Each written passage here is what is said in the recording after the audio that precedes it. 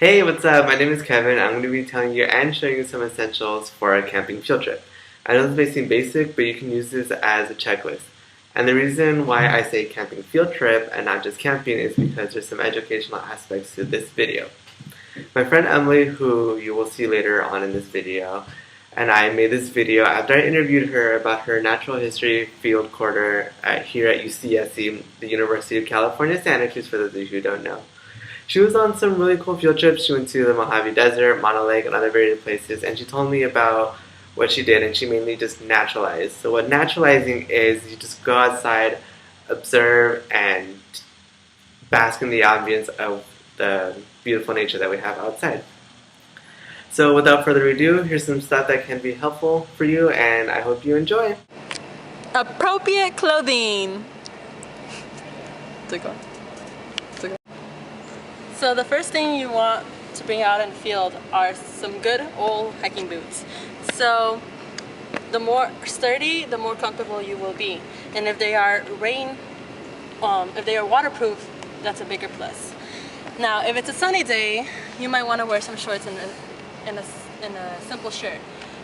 But if it's a really sunny day, you might want to wear a long sleeve shirt so you don't get burned in the sun.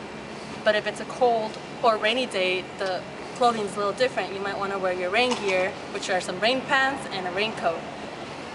And another thing is some sunglasses and a hat.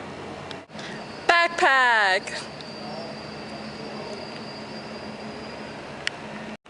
The next thing you need is a backpack or a day pack.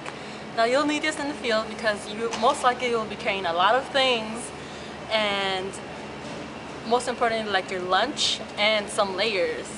So instead of carrying everything in your hand or in your waist or everything, you just have your backpack to put everything in there and to hold other important things like your water. Water! So while you're out in the field, if it's a sunny day, cold day, no matter what, if you're just walking around, it's gonna be hot, it's gonna be cold, but you need to always carry water no matter what the temperature is. At least 2 liters of water a day is good, especially if you're out hiking and you start sweating, start perspiring, you're gonna need to replenish that water. Carrying this little water bottle is good for day trips, but in total, you should have at least 2 liters of water.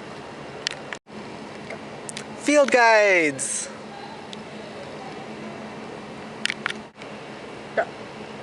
One important thing you're going to need before, during, and after a trip is definitely some field guides, so that way you know what you're looking at when you're out in the field. So here we have Mammals of California. Definitely read this before so you know what to expect. While you're out in the field, you can use it to double check, and then afterwards to reflect on your day so you know what kind of animals you're observing and you can share with other people. Field guides are important to read all the time. Show all your field guides.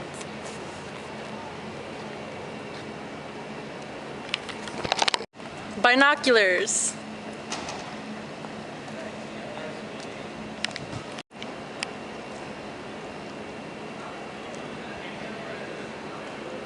Oh, I didn't see you there. Well, the next thing to have when you're out in the field are binoculars. These can be used for birding, or they can be used for binogeology, so you can look at mountains from a distance with these things. So this is good just to look at things that you can't look at with your own eyes. It's just zooming in nature. Journal! The key thing to have when you're out in the field is a journal. So while you're out observing, you're also recording your thoughts and your observations. This is really important because you can either do self-reflections or just notes about out in the field, but this is a good thing to keep so when you are doing a project, or if you're just reflecting sometime in the future, you'll remember your thoughts and the process of thinking or experimenting. So this is really a key thing to have when you're out there. Field pouch!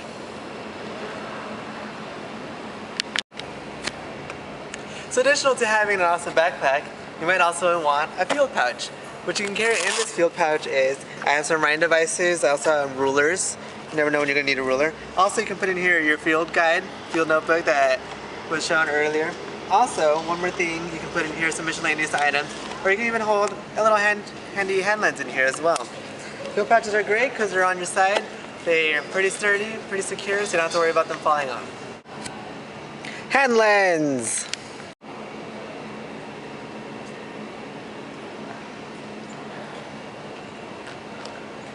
So hand lens is a very important item you're going to need out in the field so you can identify different kinds of trees, plant species, or also if you're looking at rocks. If you want to get a closer look at what kind of rock you're looking at, just in hand's eye view, you're not going to see very much. With an awesome hand lens, you're going to be to zoom in and see all the little particles that are inside. Same thing with a tree, a piece of a plant as well. Hand lens, very important, super small, super convenient if it's in your field pouch. Compass!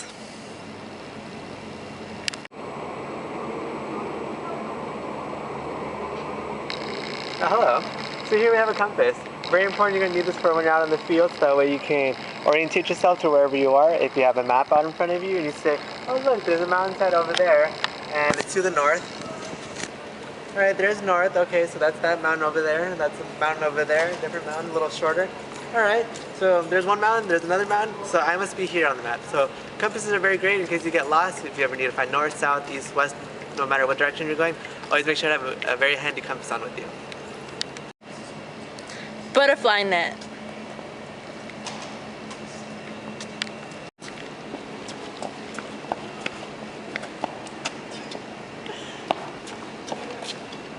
A cool thing to have when you're out in the field is a butterfly net. So when you're trying to observe and trying to see what's out there and what kind of butterflies and try to identify not only butterflies but moths or any kind of insects, you need these to catch it. It has a little holes, you catch it, grab it and put it in a little container just to observe for quite some time. Alright, so I hope that was helpful for you. There are other things that can be necessary, such as a tent and a sleeping bag, but honestly, if the weather's good enough, just sleep outside under the stars.